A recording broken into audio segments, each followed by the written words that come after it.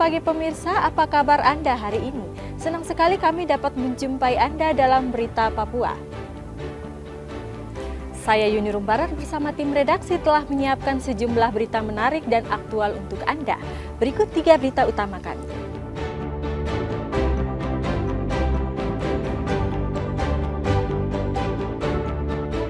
Tim DVI Polda Papua Barat berhasil identifikasi jenazah korban banjir dan longsor Pegunungan Arfak.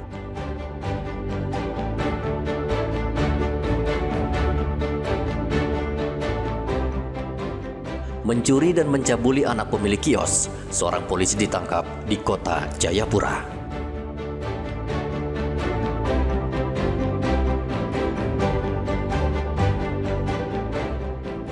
Puluhan pengendara terjaring razia pajak yang digelar polisi dan Samsat Manokwari.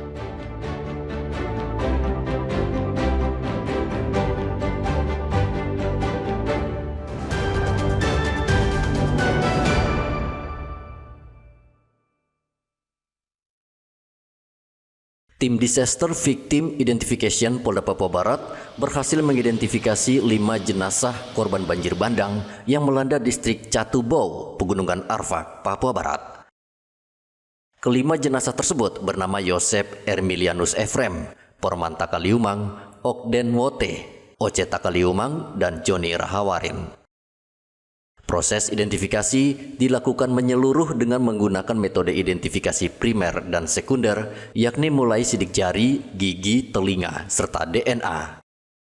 Sedangkan pemeriksaan sekunder meliputi KTP, foto, kartu keluarga, riwayat medis, serta aksesoris yang dikenakan korban. Data primer itu kami sangat terbantu dari rekan-rekan Inavis dengan mendapatkannya data dari sidik jari yang setelah 5 jenazah itu kami yakin bahwa itu sesuai dan match untuk jenazah yang didata oleh data antemortem. Demikian juga kami tambahkan data-data sekundernya baik dari antemortem, yaitu data yang didapatkan di riwayat hidup, kemudian data berupa kartu-kartu administratif, foto, dan juga data lainnya, termasuk data postmortemnya, keadaan tubuh yang ada saat itu, misalnya ada bekas luka, kemudian bekas operasi, bekas tato, kemudian juga ciri-ciri fisik yang lain. Dalam musibah ini tercatat 24 orang hanyut terseret banjir. Tim SAR berhasil menemukan 13 orang, namun hanya 4 orang yang selamat. Sementara 9 orang lainnya meninggal dunia. 1 orang jasadnya sudah diserahkan ke keluarganya, sedangkan 5 jenazah lainnya baru teridentifikasi dan saat ini masih berada di Rumah Sakit Bayangkara, Polda Papua Barat.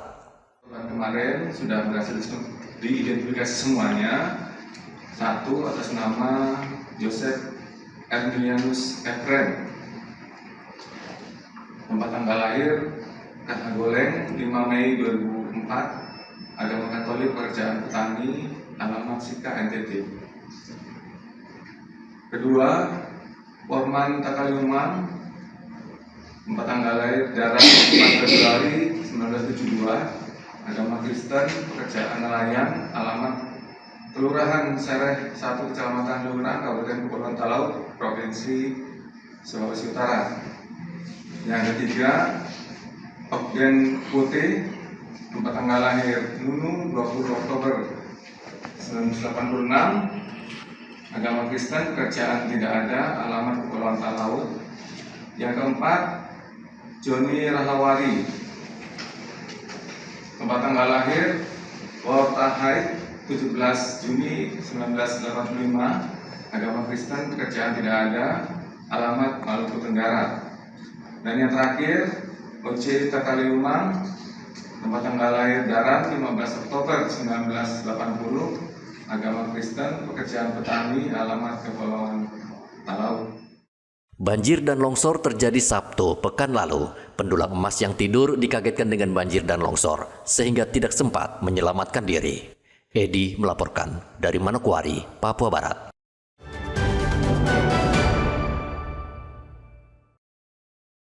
Seorang polisi mencuri di sebuah kios di kawasan Hamadi, Kota Jayapura. Selain mencuri, polisi itu juga mencabuli seorang anak yang sedang tidur. Polisi tersebut viral karena aksinya memasuki kios terekam CCTV dan beredar di media sosial. Beruntung ibu korban berteriak dan pelaku panik melarikan diri. Kapolresta Jayapura Kota AKBP Frederikus Maklarimbon mengatakan pihaknya sudah menangkap pelaku, namun masih mendalami sejauh mana pelaku bertindak. Sudah ditangkap dan diproses sementara di dalam yang kemarin. Jadi betul dia anggota polisi Pak ya? Dinas di teridentifikasi yang bersangkutan personil Polres Yalimo. Masih aktif, status masih aktif. Memang yang bersangkutan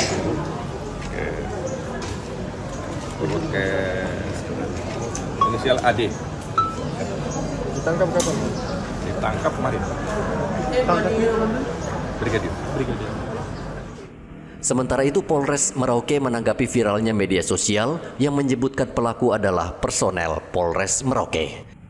Kasih Propam Polres Merauke memastikan pelaku bukan berasal dari satuan Polres Merauke.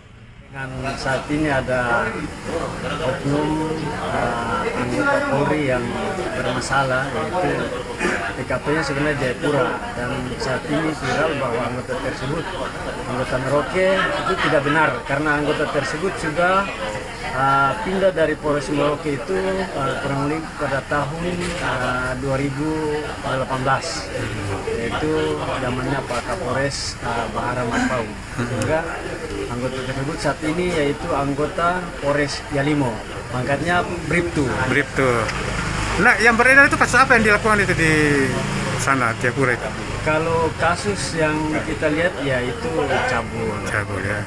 Jadi yang pasti bahwa beliau itu bukan anggota Polres Merauke ya? Bukan anggota Polres Merauke, dan pasti sudah jelas itu TKP-nya bukan di Merauke juga, di Jayapura itu. Saat ini pelaku masih berada di tahanan Mapolres Jayapura Kota. Pelaku masih diperiksa oleh penyidik. Kasus pencurian dan pencabulan terjadi pada Senin malam. Pelaku masuk ke salah satu kios di kawasan Hamadi dan mengancam pemilik kios menggunakan parang. Pelaku juga mencabuli anak pemilik kios yang sedang tidur. Rian Tonai dan Muhammad Ridwan melaporkan dari Kota Jayapura dan Merauke.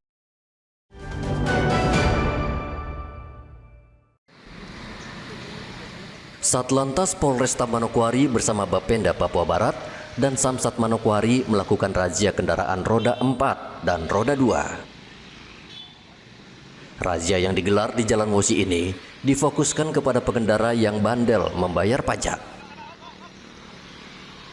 18 pengendara motor dan 21 pengendara mobil terjaring dalam razia ini.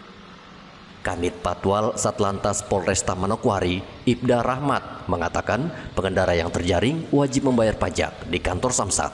Roda 2 yang berhasil terjaring adalah 18 unit untuk kendaraan roda 2. Untuk roda 4 dia sampai 21 unit. Di sini nanti kami kedepankan itu masalah pajak. Untuk pelanggaran yang lain, setelah adanya peneguran seperti ini, mungkin nanti kami lanjutkan dengan penindakan secara aturannya itu dengan tilang. Hari ini kami tidak tilang, kami upayakan mereka ke penyelesaian pajak karena ini kan gaweannya sistem kami tetap sistem. Pajak kendaraan adalah sumber pendapatan daerah, pemerintah, kabupaten, dan provinsi. Pengendara banyak yang bandel dan tidak membayar pajak, padahal sudah menikmati fasilitas negara seperti jalan. Edi melaporkan dari Manokwari, Papua Barat.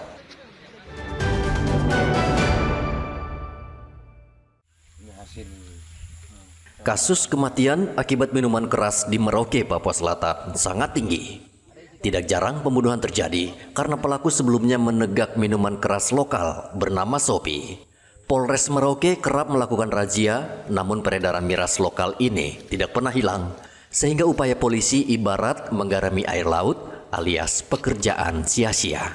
Karena banyak produsen minuman keras jenis Shopee diproduksi di permukiman padat dan sebagian diselundupkan dari luar Merauke. Meskipun demikian, Kapolres Merauke AKBP Leonardo Yoga gencar memberantas peredaran miras lokal tersebut yang banyak beredar secara sembunyi-sembunyi. Ada seluruh masyarakat khususnya di Kabupaten Merauke untuk bisa bijak, bisa arif, melakukan kegiatan-kegiatan tanpa pengaruh miras. Apalagi ini miras jenis Shopee, yang selama ini kita seringkali lakukan penindakan. Sudah banyak yang telah kita amankan, sudah kita tindak, dan ini salah satu contoh dampak buruk dari minuman keras, terutama jenis Shopee. Menurut catatan Polres Merauke, bisa dikatakan hampir 100% tindak kriminal di Merauke mulai dari perampokan hingga pembunuhan dipicu karena pelaku mabuk minuman keras.